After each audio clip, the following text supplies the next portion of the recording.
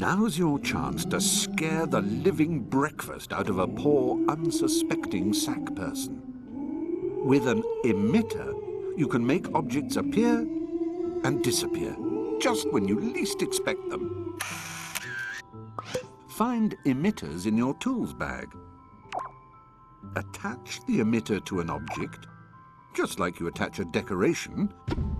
It won't do anything until you program it, so open up the Tweak menu. The Object setting allows you to select whatever you want to emit. And more importantly, where you want it to appear.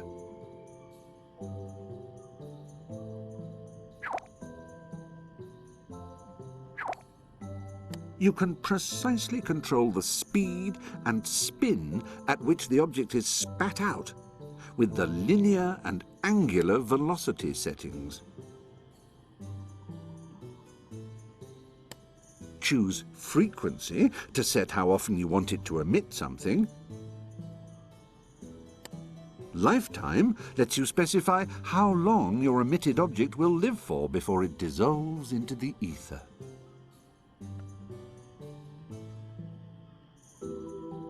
Max emitted allows you to specify a finite number of objects.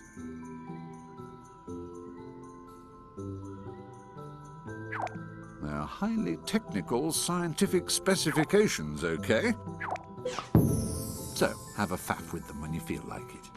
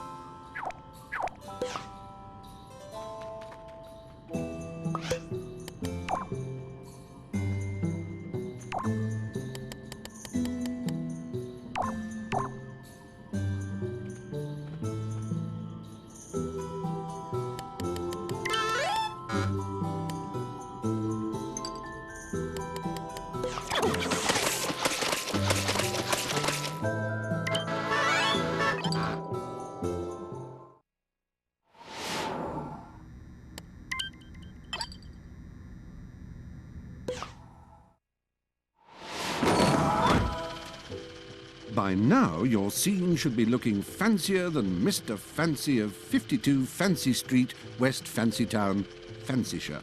So let's fancy up the interactive aspect with buttons.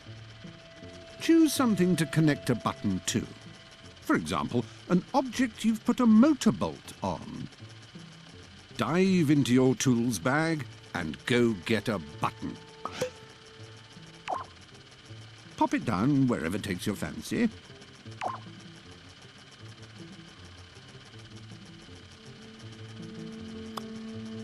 Then get ready with your trusty pop-it cursor.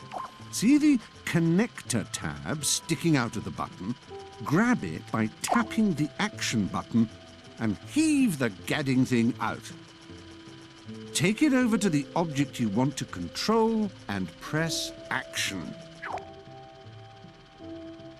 On the button Tweak menu, you'll find the ability to change what they do, their behavior, if you like.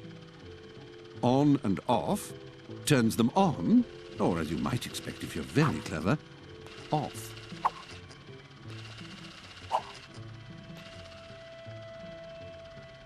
Direction makes the object change direction with each push of the button.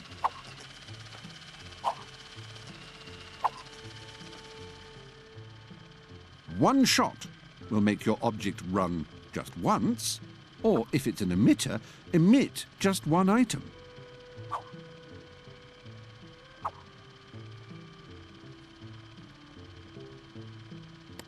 And last of all, invert makes your object do just the opposite of what it was doing each time you press the button.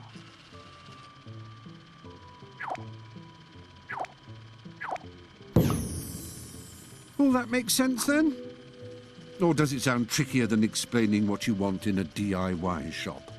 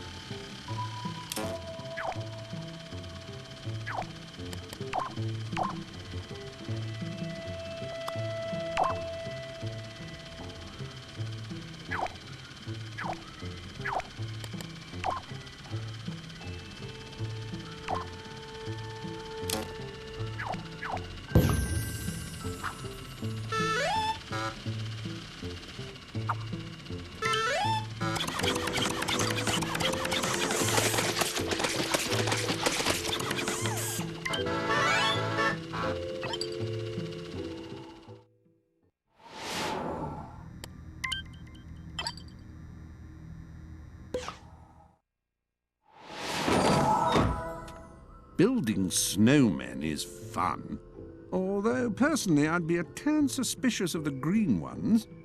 But if you build them out of dissolve material, you can melt them in an instant. Use dissolve material like you would any other craft material, but then connect it to a switch or a button.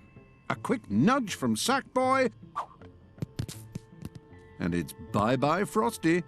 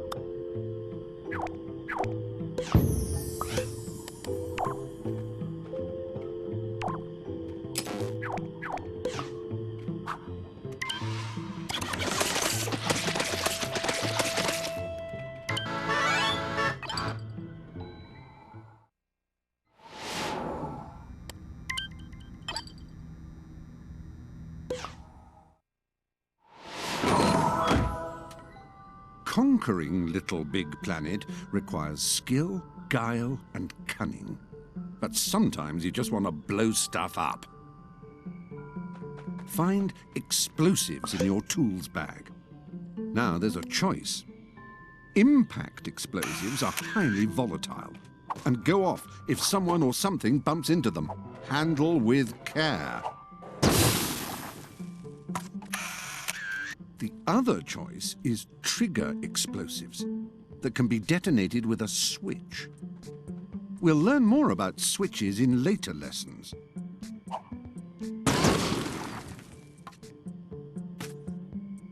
Placing either explosive is exactly the same as placing anything else, only a bit more sinister.